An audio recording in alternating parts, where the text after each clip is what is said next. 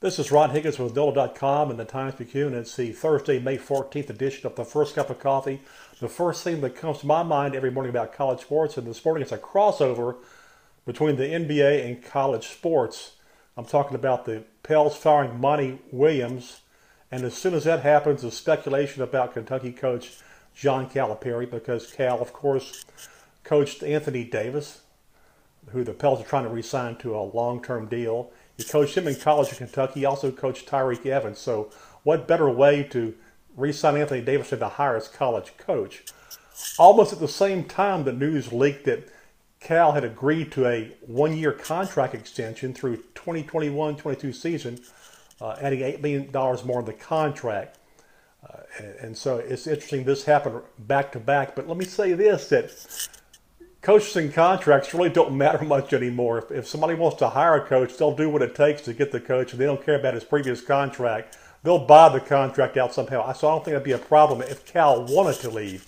The whole question is if Cal really wants to leave.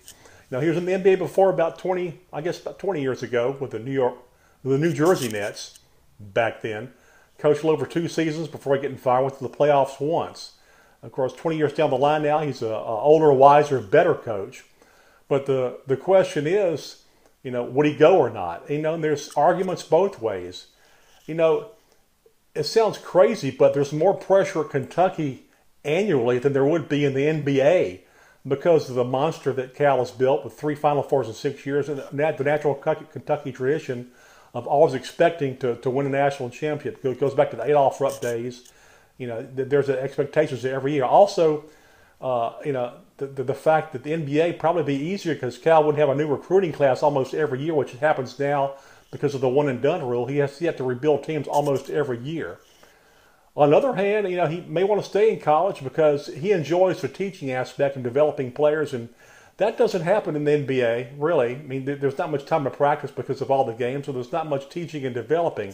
So I can see him, he'd probably stay in college from that standpoint. There's also this, and Cal's had 2 hip replacement operations, and the travel that's involved in NBA, even though it's first class with teams have their own planes and stay in 5-star hotels, even with that, you do that, long enough, it really wears on you. And of course, in college, there's less travel. So I'd be interested to see, how Calipari approaches all this. Does he want that new challenge of the NBA, or does he want to stay in college? But it happens every year. As long as he's in college, it's going to happen over and over again. And this year, it's the Pelicans. This is Ron Higgins with NOLA.com and the Times-Picayune, and that's the First Cup of Coffee. Have a great day.